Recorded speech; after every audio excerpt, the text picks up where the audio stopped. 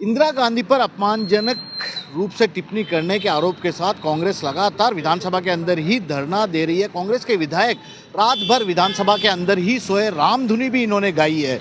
और ये पूरा मसला उस वक्त उठा जब राजस्थान के एक मंत्री द्वारा इंदिरा गांधी के लिए इस तरह के शब्दों का प्रयोग किया गया, जबकि बीजेपी के नेताओं का कहना है, विधायकों का कहना है, मंत्री का कहना है कि स्पीकर पर हमला करने की कोशिश थी। क्या बात थी, हम बातचीत करते हैं कांग्रेस के विधायक रफीक खान साहब से। रफीक खान साहब, पहला सवाल तो रात भर से पूरे कांग्रेस विधायक दल के जितने भी मेंबर हैं, आपके विधायक हैं, वे लोग अंदर ही धरना दे रहे हैं। बड़ा सवाल ये है, कैसे बीती रात? राम धुनी को गाते हुए और विधानसभा के अंदर जो मुद्दे, जिन मुद्दों पे चर्चा हो रही है और जो ठीक से नहीं उठाए जा रहे हैं, स्पेशली क्वेश्चन आवर के ऊपर, हमारा सब जनरल डिस्कशन में ये बात सामने आई कि क्वेश्चन आवर पे सरकार जवाब नहीं दे रही है। और जब मंत्री असफल होता है तो उसको बचाने के लिए 10 मंत्री खड़े हो जाते हैं। तो एक अफसोस की बात ये है कि जब मंत्री उत्तर नहीं दे पाते तो बचाव में मत खड़े हो। मेरा सजेशन है, मंत्री बदल दो यार। आप जो मंत्री आपका जवाब नहीं दे पाए सरकार का, तो फिर आप दूसरे कैपेबल मंत्री लाओ। जो काबिल और कैपेबल आदमी है वो तो साइड में बैठे हैं, और जो मंत्री हैं वो जवाब नहीं दे पा रहे हैं। तो ये बड़ा एक असमंजस्य का माहौल है विधानसभा के अंदर। और हम सोचते थे कि स्पीकर साहब आएंगे, हमें बुलाएंगे, लेकिन बाद में पता लगा कि स्पीकर साहब तो विधानसभा में ही नहीं है। तो बहुत सारी बातें हैं, बहुत सारी। ऐसा क्या गुस्सा कि आप लोग स्पीकर के पर हमला करने चले गए थे? जैसा बीजेपी के मंत्री कह रहे हैं कि सीधा स्पीकर पर हमला करने चले गए थे, वो भी जानलेवा हमला। ऐसा कतई नहीं है। और मैं तो ये कह रहा हूँ कि उस वक्त मीडिया फॉर्चुनेटली हाउस में था, मीडिया की निगाहें हाउस में थी, किसी ने कोई हमला नहीं किया। बात ये थी कि जब मंत्री आंसर नहीं दे पा रहे और मंत्री आंसर के नाम पे गलत बयानी कर रहे हैं, इंदिरा गांधी का नाम लेके एलिगेशन लगा रहे हैं।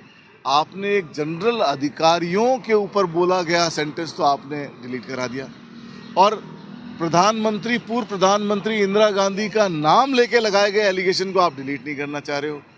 तो इस तरह की बातें लोकतांत्रिक नहीं है, अलोकतांत्रिक हैं। और जब उन्होंने अगला क्वेश्चन पुकार लिया और अगले क्वेश्चन की बात करने लग गए, तो हमारे जो अध्यक्ष जी हैं, प्रदेश अध्यक्ष, वो आसन की तरफ नहीं जाके, जहाँ सेक्रेटरी बैठते हैं, सेक्रेटरी वाली जगह जाकर के बोले कि आप ये तो डिसीजन कराओ, ये तो डिलीट कराओ। उसके ऊपर उन्होंने हाउस एडजर्न कर दिया और एलिगेशन लगा दिया।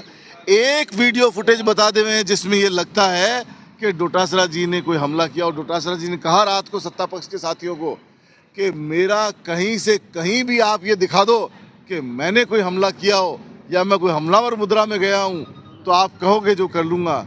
लेकिन अगर ये मिल गया कि गोविंद डोटासरा एक जेन्युइन बात के लिए डिमांड करने गया था, तो फिर क्या आप कौन कौन माफ़ी मांगेंगे? सरकार के मंत्री ये भी तय कर देंगे और जिम्मेदारी भी तय करेंगे कि कौन इस बात का जिम्मेदार है। लेकिन एक बात और बताइए कि मंत्री अविनाश गहलोत ने तो पूर्व प्रधानमंत्री भारत रत्न इंदिरा गांधी को केवल दादी ही कहा था। दादी शब्द में क्या हो गया?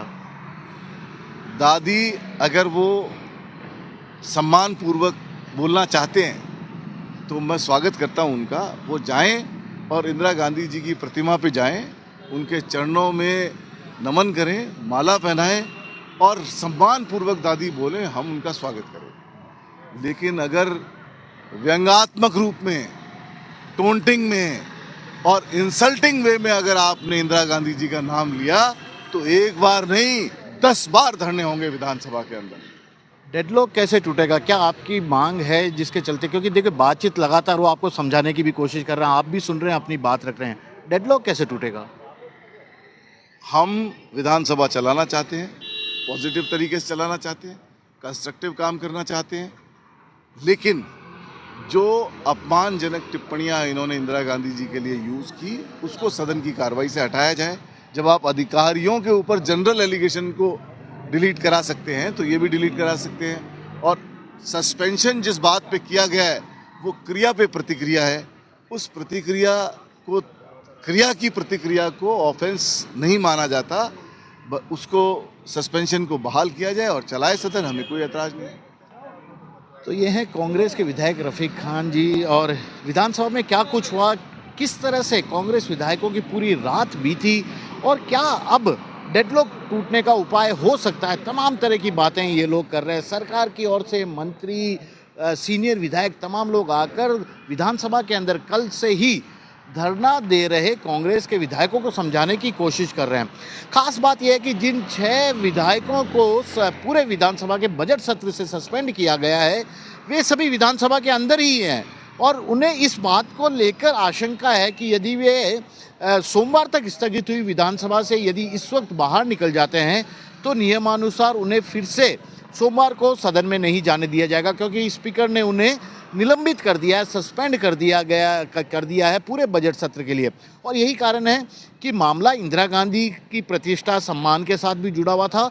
तो ऐसे में ये लोग विधानसभा के अंदर ही हैं, जबकि सदन 2 दिन तक के लिए अब स्थगित हो चुका है। फिलहाल तो यही देखना होगा कि राजस्थान में कांग्रेस विधायकों के और बीजेपी के विधायकों के बीच जिस तरह से बहस हुई विधानसभा में, जिस तरह से बयानबाजी हुई, उसके बाद डेडलॉक कैसे टूटता है, क्योंकि इस डेडलॉक का टूटना भी बहुत ज़रूरी है।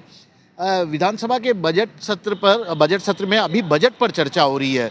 नेता प्रतिपक्ष को जवाब देना है, विधायकों को बोलना है, उसके बाद मुख्यमंत्री भी इस पर बोलेंगे और उसके बाद वित्त मंत्री दिया कुमारी को इस पूरे बजट पर वापस से जवाब देना है। तो ये सभी एक बड़ी प्रक्रिया है जिसे यदि संवैधानिक तौर पर अपनाया जाएगा तो शायद एक अच्छा संकेत जाएगा कि इस पर चर्चा हुई थी, चर्चा के बाद कई सारे विचार आए, कई बातें यहाँ पर निकल कर सामने आई और बजट पर सबकी राय यानी कि अपेक्षाओं के बारे में जानकारी मिली।